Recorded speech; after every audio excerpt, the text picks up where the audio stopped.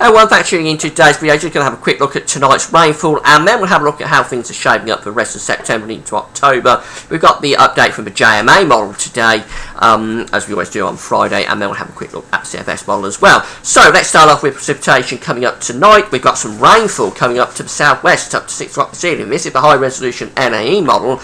You can find this at website Weather Online. You can get to the link to that from my links page. Yeah, we've got rain coming up into the southwest up to 6 o'clock this evening. As we go up to midnight, we've got some really wet weather there across many parts of England and Wales. And then as we go on to 6 o'clock in the morning, it's still raining across East Anglia and southeastern England. So a proper wet night of it coming up. The total precipitation forecast from the NAE model, it's going for anything up to 10 to 20 millimetres quite widely across England and Wales, but one or two places cooking up to 25 millimetres. That's an inch of rain tonight. So a proper wet old night coming up tonight. Then we've got a big storm system heading in across the country as we move through into sunny. I'll update that on the weekend forecast tomorrow. So let's have a look at how things are going to shape up for September. These are the 500 millibar height anomalies from the JMA model. 500 millibars, 80,000 feet is where we've got weather going on, and the yellow and orange colours are telling us where we've got above average heights at 500 millibars, that's high pressure. The blue colours are telling us where we've got below average heights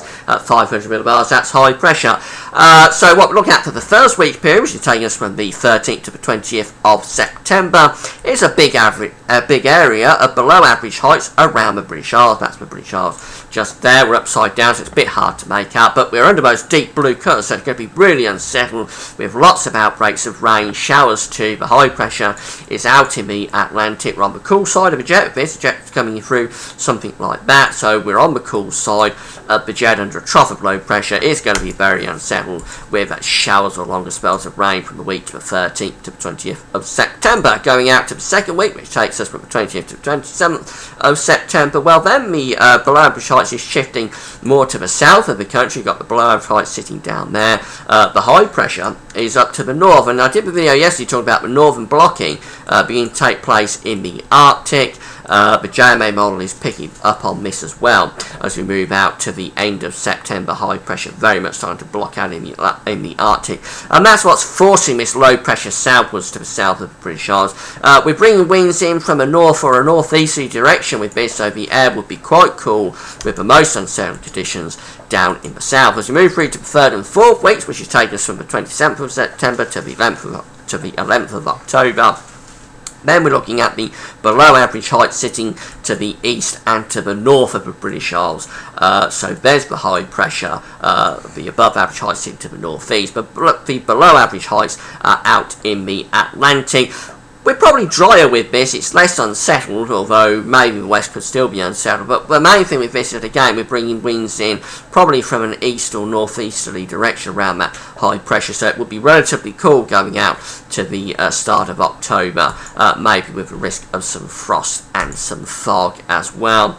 Have a look at the precipitation forecast, the rainfall forecast from the CFS model. These are broken down into weekly periods. This is the week ending the 19th of September. It's useful to see where the high pressure and low pressure is sitting, and for the coming week, well, yeah, we've got low pressure sitting right around the British Isles. It's going to be very unsettled with above average rainfall. The high pressure is out in the Atlantic, so that's very much backing up what we're just looking at from the JMA model. As we move through to week ending the 26th of September, still unsettled, but the colours have changed from blue to green, so the rainfall anomalies are not coming out as high through this week period. Nevertheless, low pressure is more or less still in charge, but what's going on, I think, is that high pressure is building to the east and the north of the country, and that's kind of forcing the low pressure out to the west, if anything, and that high pressure is beginning to try and take over the pattern. Nevertheless, it's still unsettled through the week ending up to the 26th of September. And as we move through to the week ending the 3rd of October, well, then we're starting to see high pressure really starting to take over, and it's building in from the east and the north, I think. So, yeah, we are seeing high pressure beginning to turn it drier up to the 3rd of October. We're losing the rainfall, but it's probably quite cool. It's not going to be hot, I don't think, with that position of the high pressure. We would be expecting a pretty cool week, a bit maybe with some early season frost. And as we move through finally to the week ending the 10th of October, well, again, the idea is it's turning drier. It's not dry, but probably got some high pressure influences again to the north and to the northeast of the country, but low pressure is trying to come in from the Atlantic, and certainly for Scotland and Northern Ireland it is wetter, it's drier for England and Wales, but all areas seeing some sort of rainfall at times. Probably quite cool as well. And talking of cool weather, just want to show you the mean maximum temperatures for the month of December. This is the month ending the 1st of January, so it's encompassing the whole of December. Really cold temperatures being shown there as mean maximums for December. -1 for England and Wales, -3 for Scotland and Northern Ireland. These are mean maximum temperatures, so that's very, very cold as a mean maximum temperature for a monthly period. Really cold temperatures there for December. And the CFS model is regularly going for this idea of a cold winter. I'm not sure what it's picking up on, but it keeps going for it over and over and over. And they're really cold temperatures. Remember, they're maximum temperatures for the month of December. Really, really cold. But coming back to the nearer time frame and September, it looks like we're going to keep it pretty cool and changeable for the rest of September. May turn drier at the end of the month and going into October.